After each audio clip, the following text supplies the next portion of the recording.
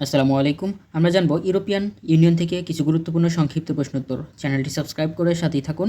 European union এর পূর্ব নাম ছিল ইউরোপিয়ান ইকোনমিক কমিটি অর্থাৎ ইইসি। ইইসি প্রতিষ্ঠা লাভ করে 1 জানুয়ারি 1958 সালে। ইইসি এটি প্রতিষ্ঠা লাভ করে 1 জানুয়ারি 1958 সালে। কোন চুক্তির মাধ্যমে ইইসি প্রতিষ্ঠা লাভ করে? 1957 সালের ইতালির রোমে স্বাক্ষরিত রোম চুক্তির মাধ্যমে ইইসি প্রতিষ্ঠা লাভ করে। ইইউ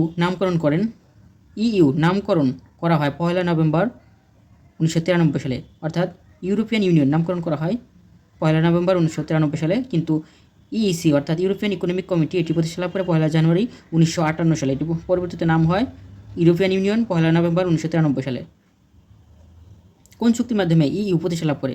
1992 সালের নেদারল্যান্ডের ম্যাস্ট্রিক্ট শহরে স্বাক্ষরিত ম্যাস্ট্রিক্ট চুক্তির মাধ্যমে ইইউ প্রতিষ্ঠা লাভ করে। কোন চুক্তির মাধ্যমে ইইউ প্রতিষ্ঠা লাভ করে? 1992 সালে নেদারল্যান্ডের ম্যাস্ট্রিক্ট শহরে স্বাক্ষরিত ম্যাস্ট্রিক্ট চুক্তির মাধ্যমে ইউরোপিয়ান ইউনিয়ন প্রতিষ্ঠা লাভ করে। ভিডিওটি ভালো লাগলে অবশ্যই একটি লাইক দিবেন। ইইউ এর অফিসিয়াল ভাষা হচ্ছে 24টি। ইইউ পতাকায় তারকার সংখ্যা হচ্ছে 12টি। ইইউ এর সদস্য দেশ হচ্ছে 27টি। ইইউ এর অফিসিয়াল ভাষা 24টি, কিন্তু ইইউভুক্ত দেশ হচ্ছে 27টি। 27টি দেশের মধ্যে আছে হচ্ছে অস্ট্রিয়া, পর্তুগাল, জার্মানি, চেক Republic, Poland, Spain, Italy, Luxembourg, Latvia, Lithuania, Estonia, Finland, Iceland, Slovakia, Slovenia, Denmark, Hungary, Malta, Switzerland, Belgium, France, Liechtenstein, Greece, Norway, Sweden, Netherlands, Croatia. বিশেষভাবে খেয়াল করুন, রাশিয়া ইউরোপের দেশ হলেও ইউরোপিয়ান ইউনিয়নভুক্ত দেশ নয়। আবার আলবেনিয়া ও তুরস্ক ন্যাটোভুক্ত দেশ হলেও ইউরোপিয়ান ইউনিয়নভুক্ত দেশ নয়। ইইউ ত্যাগকারী দেশ একমাত্র দেশ হচ্ছে যুক্তরাজ্য আনুষ্ঠানিকভাবে ইইউ ত্যাগ করে 31 জানুয়ারি 2020 সালে।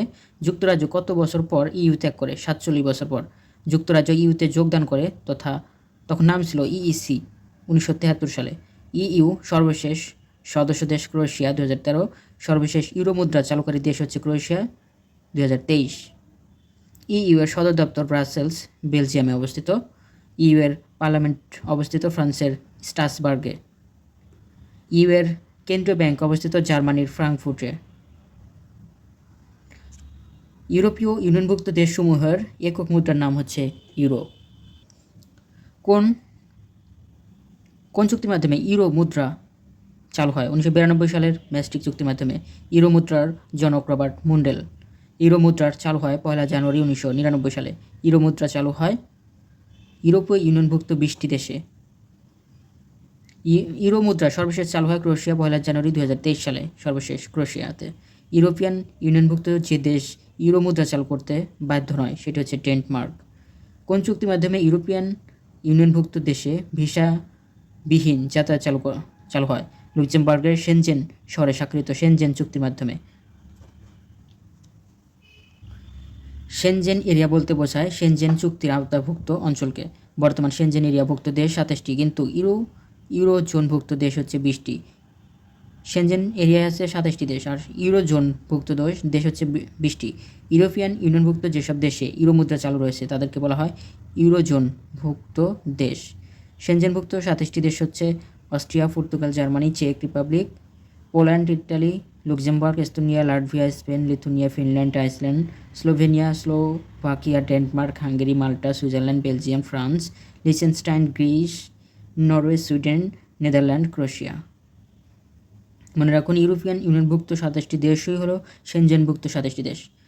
শেনজেনভুক্ত দেশসমূহ সদস্য দেশগুলোকে ভিসা মুক্ত চলাচল করতে পারে।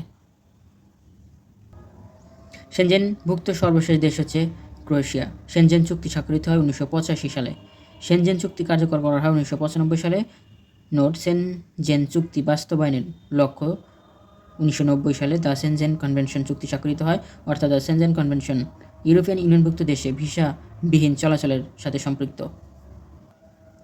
ইউরোপিয়ান ইউনিয়নের ইউরোপিয়ান ইউনিয়ন গঠনতন্ত্র সংশোধন বা সংস্কারের জন্য যে চুক্তি স্বাক্ষরিত হয় তাকে বলা হয় লিসবন চুক্তি। এটি পর্তুগালের রাজধানী লিসবনে স্বাক্ষরিত হয়। লিসবন চুক্তি স্বাক্ষরিত হয় 2007 সালে।